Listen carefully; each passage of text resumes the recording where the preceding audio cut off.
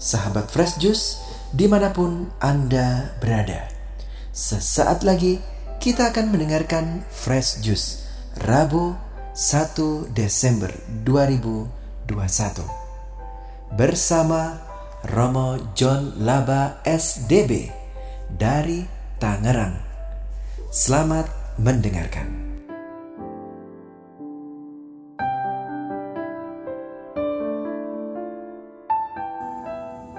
Saudari dan saudara yang dikasihi dalam Kristus, hari ini, hari Rabu, tanggal 1 Desember 2021, bertepatan dengan peringatan wajib Beato Dionysius dan Redemptus, juga hari Rabu pekan Adventus yang pertama. Saya Romo John Laba SDB dari komunitas Novisiat Salesian Don Bosco di Tiga Raksa, Tangerang. Saya akan membaca dan merenungkan Injil hari ini, Injil Matius bab 15 ayat 29 sampai dengan 37. Saya bacakan. Tuhan bersamamu dan bersama rohmu. Inilah Injil suci menurut Matius. Dimuliakanlah Tuhan. Pada suatu ketika Yesus menyusur pantai Danau Galilea dan naik ke atas bukit lalu duduk di situ. Kemudian orang banyak berbondong-bondong datang kepadanya membawa orang lumpuh, orang timpang, orang buta, orang bisu, dan banyak lagi yang lain. Lalu meletakkan mereka pada kaki Yesus dan ia menyembuhkan mereka semua.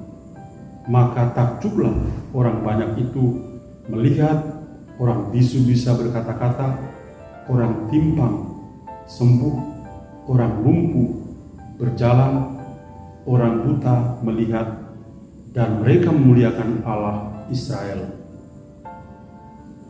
Lalu Yesus memanggil murid-muridnya dan berkata, hatiku tergerak oleh belas kasihan kepada orang banyak itu. Sudah 3 hari mereka mengikuti aku dan mereka tidak mempunyai makanan. Aku tidak mau menyuruh mereka pulang dengan lapar. Nanti mereka pingsan di jalan. Kata murid-muridnya kepadanya, bagaimana di tempat sunyi ini kita mendapat roti untuk mengenyangkan orang banyak yang begitu besar jumlahnya? Kata Yesus kepada mereka, berapa roti ada padamu? 7, jawab mereka. Dan ada lagi beberapa ikan kecil. Lalu Yesus menyuruh orang banyak itu duduk di tanah.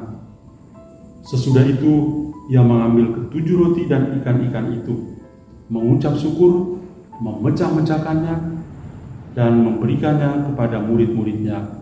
Lalu murid-muridnya memberikannya pula kepada orang banyak. Dan mereka semuanya makan sampai kenyang. Kemudian orang mengumpulkan potongan-potongan roti yang sisa 7 bakul penuh. Demikianlah sabda Tuhan. Terpujilah Kristus. Saudari dan saudara yang saya kasih dalam Kristus, saya memberi judul renungan pada hari ini, milikilah harapan yang membahagiakan. Pada hari ini banyak di antara kita menulis status di Facebook atau media sosial mereka, atau mengucapkan secara langsung, selamat datang bulan Desember.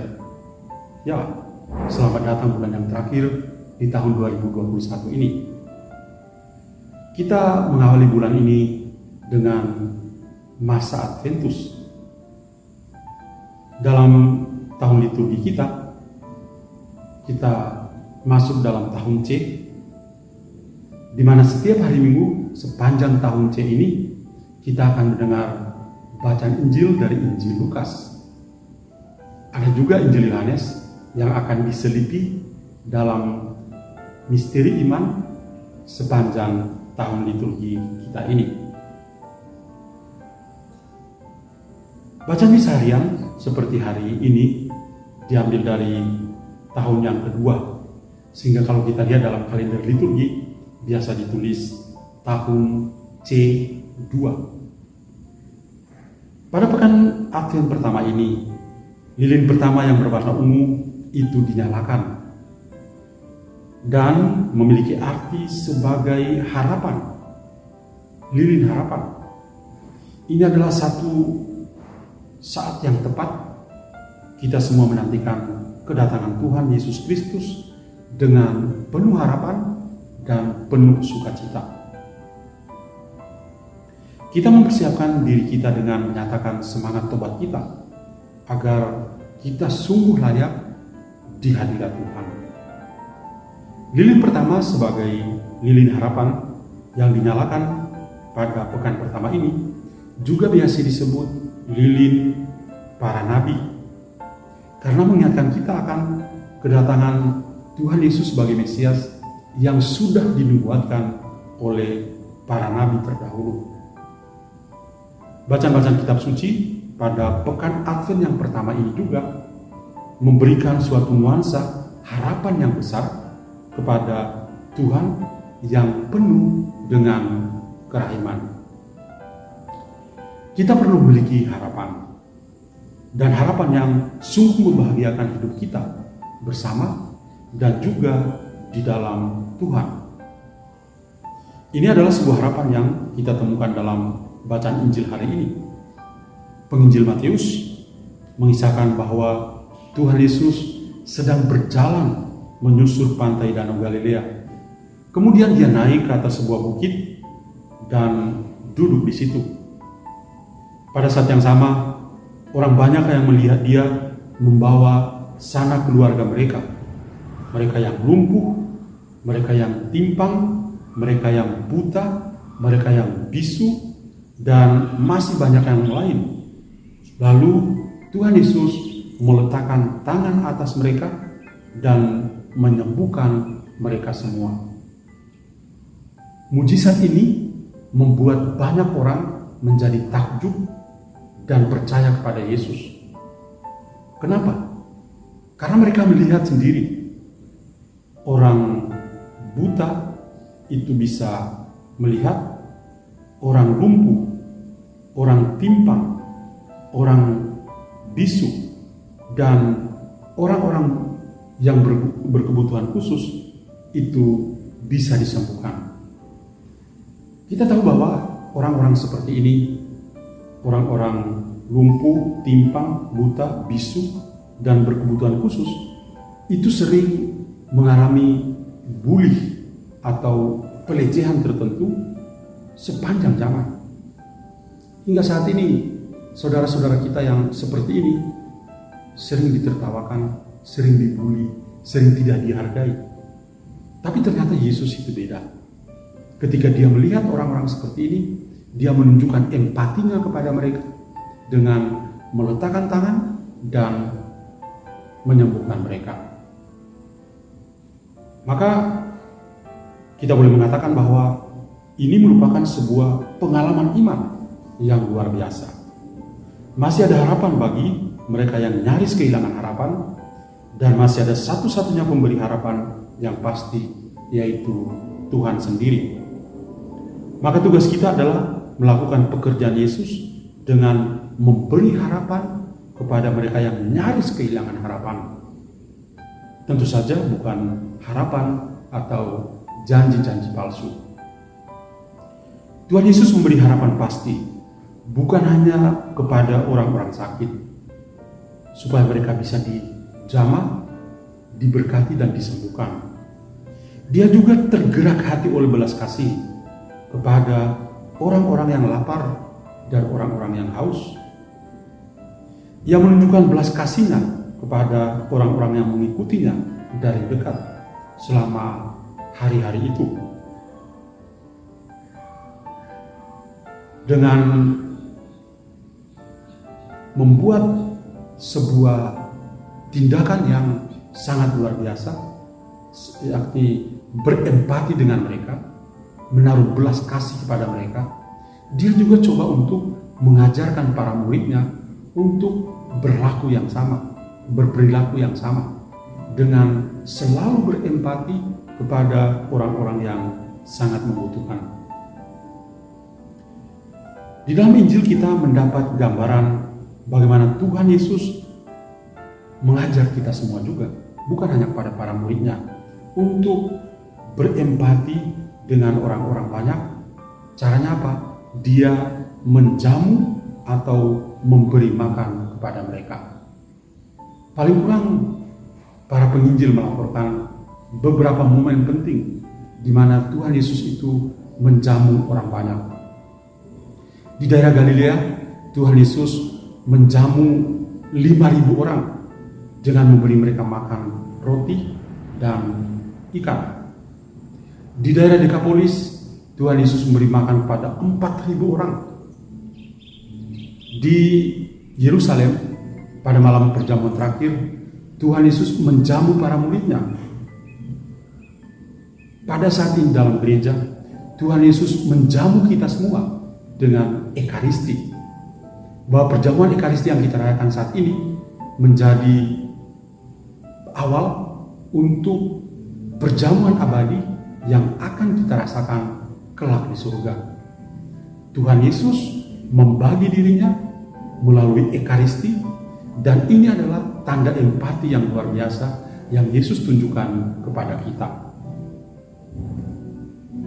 Pada masa Adventus, kita masih berada dalam masa pandemi juga.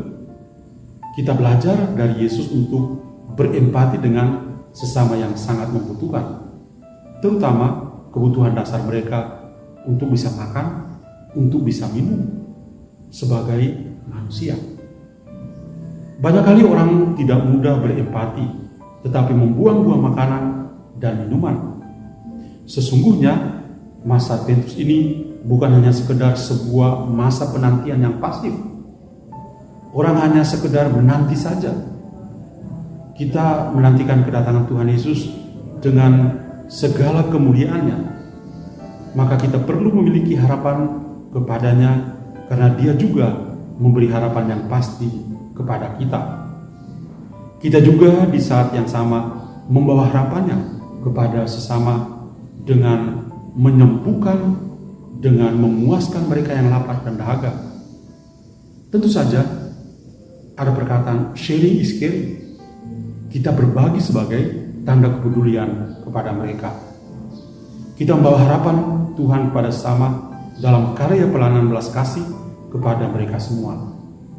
Kita ingat Tuhan Yesus sendiri berkata, segala sesuatu yang kamu lakukan untuk salah seorang saudaraku yang paling hina ini, kamu lakukan untuk aku. Injil Matius bab 25 ayat 40. Kita berusaha untuk memiliki harapan yang membahagiakan dan membawa harapan yang membahagiakan kepada sesama kita.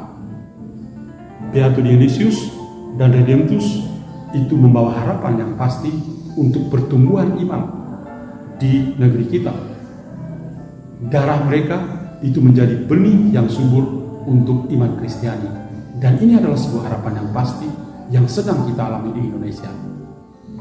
Semoga doa-doa mereka juga membuat iman kita semakin kuat dan kita membawa harapan kepada semua orang yang lain. Amin. Marilah berdoa. Tuhan Bapa dalam surga, syukur kepadamu, Engkau memberikan saat-saat yang istimewa bagi kami untuk menaruh harapan kepadamu dan memberi harapan kepada sama dengan melayani mereka. Semoga hari ini kami bisa membawa harapan dengan berempati kepada sesama kami yang lain. Dan semoga Engkau senantiasa melindungi dan berkati kami semua dalam nama Bapa dan Putra dan Roh Kudus. Amin. Tuhan memberkati kita semua. Sahabat Fresh Juice, kita baru saja mendengarkan Fresh Juice Rabu 1 Desember 2021. Saya Yofi Setiawan beserta segenap tim Fresh Juice mengucapkan terima kasih kepada Romo John Laba untuk renungannya pada hari ini. Sampai berjumpa kembali dalam Fresh Juice edisi selanjutnya. Jaga kesehatan dan salam Fresh Juice.